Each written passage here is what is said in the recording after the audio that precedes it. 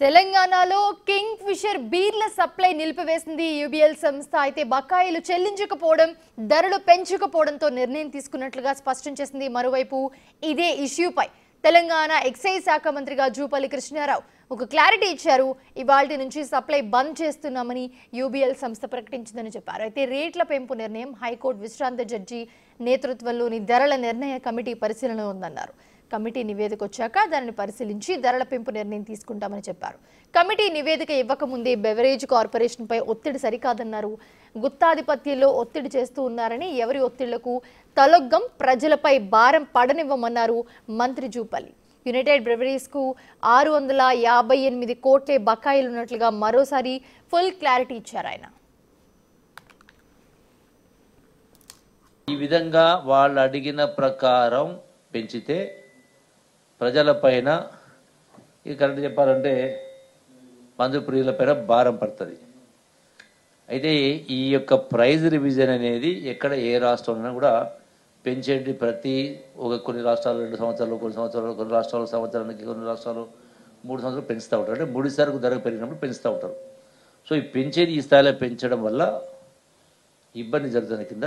వాస్తవంగా ఈ పెంచే సిస్టమ్ కూడా ఒక రిటైర్డ్ హైకోర్టు జడ్జి గారిని అపాయింట్మెంట్ చేయడం జరిగింది. కమిటీ ఏర్పాటు చేసి దాన్ని రిపోర్ట్ కోసం కమిటీ పంపడం జరిగింది. అదే ఆ కమిటీ పరిశీలనలో ఉంది.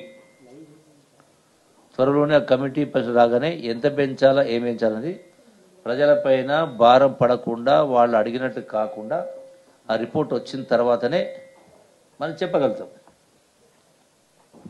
అంటే కారణం కూడా ఏంటంటే అసలు ఈ యూబీ బీర్ కంపెనీ యొక్క మార్కెట్ షేర్ సుమారుగా 69% అంటే ఆల్మోస్ట్ 70%, ఆల్మోస్ట్ 70% మార్కెట్ షేర్ ఉంది. అంటే ప్రజలకు అలవాటైంది కాబట్టి, ఇంకో మాట చెప్పాలంటే ఇంగ్లీష్ అంటే మోనోపల్లి అంటాం, తెలుగు చెప్పాలంటే గుత్తాధిపత్యం అంటాం. సో ఈ విధంగా రేట్లు పెంచమని డిమాండ్ చేస్తా ఉన్నారు. దీనికి ప్రభుత్వం వాళ్ళు అడిగిన ప్రకారం చెయ్యని కారణంగా ఈ యొక్క బీర్ను సప్లైని బంద్ చేసే కారణం చేస్తూ ఉన్నారు. ఇది ఎట్లాగూ కమిటీ పరిధిలో ఉంది కాబట్టి ఆ కమిటీ రిపోర్ట్ రాగానే ఏం చేయాలనేది ప్రభుత్వం పైన భారం పడకుండా, వాళ్ళు అడిగిన ప్రకారం కాకుండా చేసే కార్యక్రమం చేయడం జరుగుతుంది.